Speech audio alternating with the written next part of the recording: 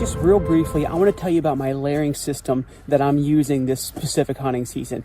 What you see here is what I would wear if I was sitting for a long period of time, which most Pennsylvania hunters, that's what they do. They sit for long periods of time out in the snow, out in the cold. So what I'm doing is I have a hard shell on top. So this is the Scree Hard Scrabble vest, and then I also have a jacket. And it's the huge benefit to putting this on top is breaking the wind, and it's pretty water resistant, so it keeps you safe from the elements. Underneath is my down jacket. So this down jacket is a big insulator. It packs up about that big.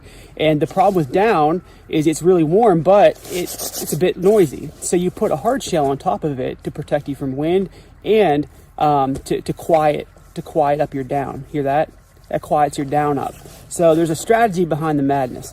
Now, secret weapon time. I've been using this year, and this is a heated vest. For those of you out there that have already started using heated vest, you're shaking your head like, yes, that is one of the major tricks. I don't think it solves every problem, but it does solve some problems. So what you do is there's a battery. So I keep a bunch of these little batteries. I just throw them in my pack. They're relatively cheap nowadays.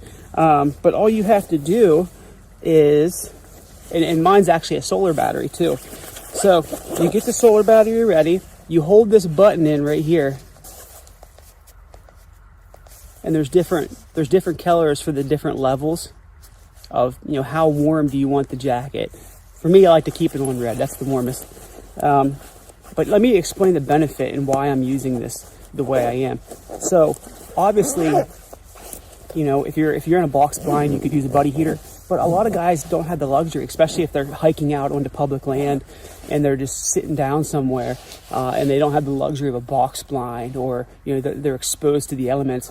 Well, I can feel this thing already heating up, and it heats up around your neck too, which is really important, keeping that neck nice and warm and holding that heat in.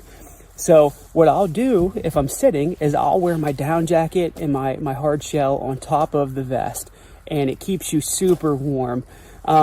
Now, when I'm doing a hunt like I am on, with Heath out in the public land and we're moving, I usually just wear my merino wool from Scree underneath this vest, or both vests. So I'll take the only thing I'm taking out is the down. I'll keep it in my pack. It packs up that big. I'll throw it in my backpack. So I'm basically just wearing my base layer, which is merino wool, and then I have the heated vest, and then I have the hard scrabble vest. And I have a lot of mobility in my arms, and not only that, it keeps me from getting sweated up too much. But here's the kicker. Sometimes when you're hunting in the snow and you're moving a certain way into the wind, right?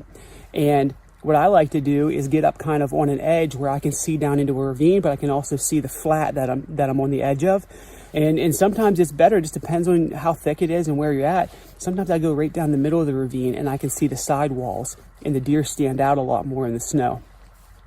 But what I like to do is if we run into some does or we run into a group of deer, what I like to do is if I have to stop and I have to wait for them to move through before we can go around them, you're going to get cold because you don't have your down jacket on. You don't want to get it out because it's noisy and you got to sit there for a while.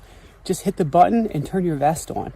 So I'm telling you, it's a game changer. Those are the two ways I use it. I either use it with nice insulation where I'm sitting for a full day, or if I'm on the move, I just wear that vest with a hard vest on top of it, and then I can heat it up whenever I want. If I have to sit still for a while, it's a game changer. You're going to be glad that you had it. Click that link in the description and it'll take you right to where you can purchase one. They're actually pretty inexpensive. I mean, it's well worth the investment.